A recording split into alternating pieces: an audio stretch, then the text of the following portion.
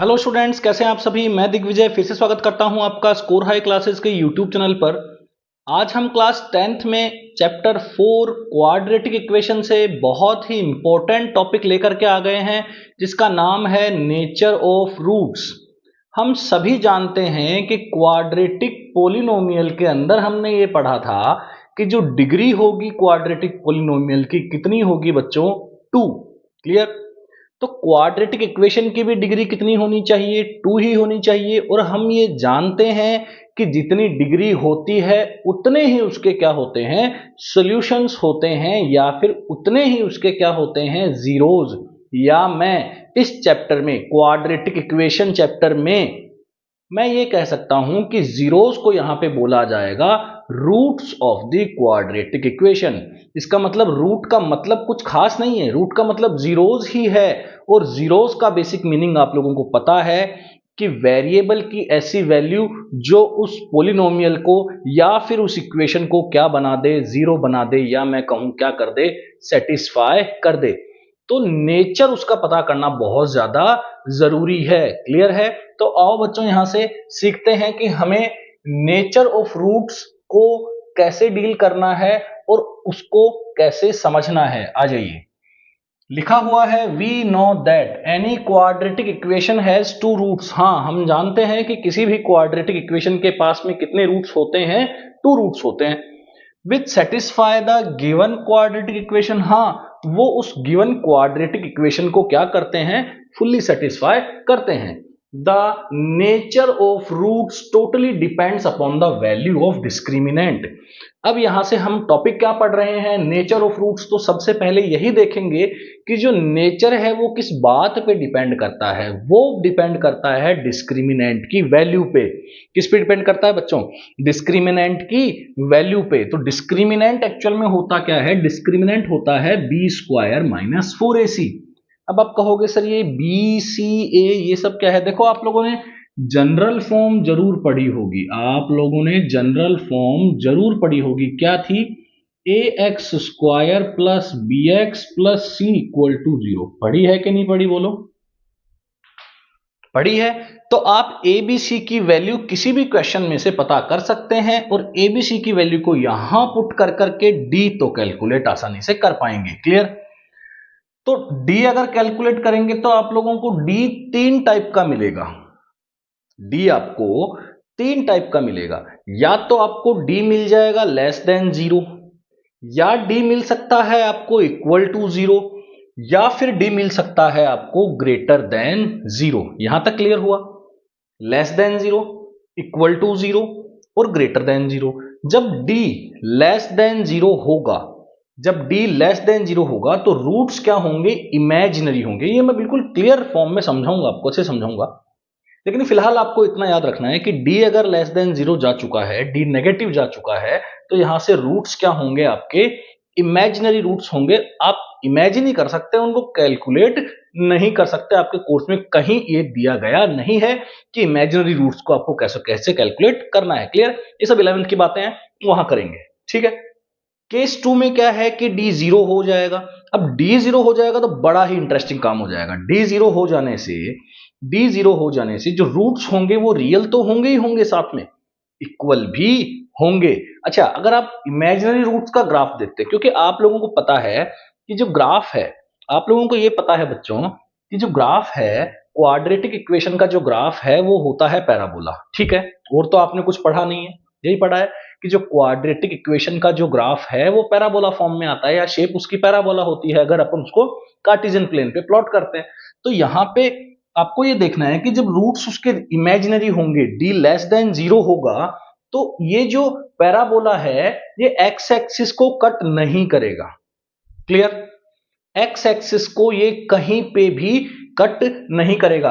अगर open upward होगा तो ये एक्स एक्सिस से कहां होगा, अबव होगा। और अगर ये ओपन डाउनवर्ड है तो एक्स एक्सिस के कहां लाए करेगा, below the x axis completely लाए करेगा। होप सो यहां तक क्लियर हुआ होगा। एग्जांपल से मैं समझाऊंगा आपको, कोई दिक्कत नहीं। अब यहाँ पे क्या है बोल रहा है कि डी अगर जीरो है तो रूट्स क्या होंगे, रियल और इक्वल होंगे। अगर डी जीरो है तो क्या होंगे, रूट्स रियल और इक्वल होंगे। तो रियल और इक्वल का जो ग्राफ आएगा, रियल और इक्वल का जो ग्राफ आएगा वो यहां से ये वाला ग्राफ आने वाला है। ओपन अपवर्ड के लिए, ओपन अपवर्ड के लिए ये वाला ग्राफ बन जाएगा। मतलब ये एक्स एक्सिस को केवल एक पॉइंट पे इंटरसेक्ट करेगा। आई होप समझ में आ रहा होगा आप लोगों को, समझ में आ रहा है। देखो आप लोगों को ये समझाया गया था कि यहां से जो वर्टेक्स है, वर्टेक्स की जो कोऑर्डिनेट्स हैं वो है माइनस का b/2a और माइनस का d/4a। क्लियर है, क्या है, माइनस का b/2a और माइनस का d/4a ये है। तो आप देखेंगे कि यहाँ पे जीरो आ जाएगा क्योंकि x एक्सिस को एक बार कट कर रहा है। इसका मतलब x एक्सिस पे तो y का कोऑर्डिनेट क्या होता है बच्चों, जीरो। इसका मतलब यहां पूरा मामला क्या बनेगा, जीरो। अब यहां जीरो बनने के पीछे a का हाथ तो नहीं है कि a इंफिनिटी बन के इस टोटल को जीरो बनाएगा, ऐसा तो नहीं है। तो d ही क्या होगा, यहाँ पे जीरो होगा। यही तो मैं समझाना चाह रहा हूं आप लोगों को। क्लियर।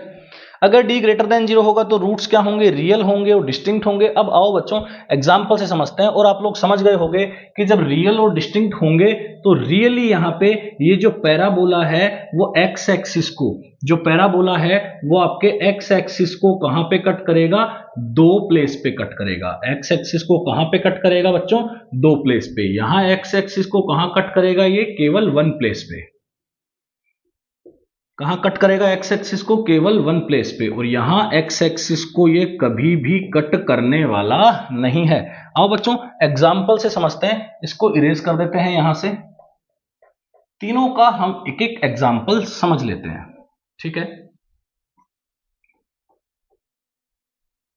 तो तीनों का एक एक एग्जाम्पल समझने के लिए मैंने एग्जाम्पल लिख दिया है आपके सामने। X square plus x plus one equal to zero. यहां लिख लेते हैं x square plus x plus one equal to zero. क्या लगता है आपको क्या होने वाली है, ए बी और सी की वैल्यू क्या होने वाली है, ध्यान से देखिए। क्या होगी, ए की वैल्यू वन होगी भैया। एक्स स्क्वायर के बगल में ए होता है, ए की वैल्यू वन आ गई। बी कितना है, बी भी वन है। सी कितना है, सी भी वन है। तो क्या यहां से डी कैलकुलेट किया जा सकता है, बी स्क्वायर माइनस 4ac करके क्या डी कैलकुलेट किया जा सकता है, बिल्कुल आसानी से डी कैलकुलेट कर सकते हैं।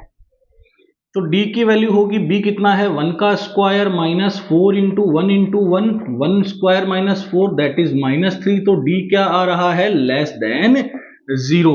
अगर d लेस देन जीरो आएगा तो ये जो ग्राफ होगा ये हमेशा ऐसे बनेगा। आप बना के देख सकते हैं। क्लियर है, आगे बढ़ जाते हैं। अब आगे बढ़ जाते हैं तो d की जो वैल्यू है वो इसके लिए कैलकुलेट करते हैं। क्या है equation, x square minus 4x plus का 4 इक्वल टू जीरो। ध्यान से देखिए, a कितना आ रहा है 1, b कितना आ रहा है -4, c कितना आ रहा है 4। क्लियर है। तो यहां से अगर आप देखेंगे d की वैल्यू क्या होती है, b स्क्वायर माइनस 4ac। ठीक है, इसको इरेज कर देते हैं बीच में से। ठीक है, तो यहां से देखिए जो d की वैल्यू आएगी वो कितनी आएगी, -4 का square minus 4 into 1 into 4 16 minus 16 कितनी आ जाएगी भैया, d की वैल्यू 0। तो यहां से d की वैल्यू आ जाने से दोनों के दोनों रूट्स क्या होंगे, इक्वल भी होंगे और रियल भी होंगे। ध्यान से देखिए, बहुत इंपॉर्टेंट है, इक्वल भी होंगे और रियल भी होंगे। क्लियर है, इक्वल भी होंगे, रियल भी होंगे। आ जाइए d ग्रेटर देन जीरो पे बात करते हैं। इक्वेशन उठाते हैं यहां से, x square plus 7x plus 12 equal to zero. तो इसका a लिखते हैं 1, b कितना होगा 7 और c कितना होगा यहाँ से 12। तो d देखते हैं, d क्या है, b स्क्वायर माइनस 4ac। तो b स्क्वायर कितना है, 7 का स्क्वायर माइनस 4 इंटू 1 इंटू 12। 7 का स्क्वायर क्या हो जाएगा 49, 12 4 जा 48। d कितना आ जाएगा यहाँ से 1। तो d यहां से क्या है, ग्रेटर देन जीरो। तो रूट्स क्या होंगे, रियल के साथ साथ क्या होंगे बच्चों, डिस्टिंक्ट भी होंगे। कंटिन्यू वीडियो लेक्चर आते रहेंगे आप लोगों के पास।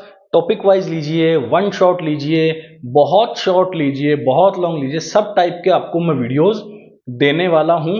बस आप लोग देखते रहिए। Thank you so much.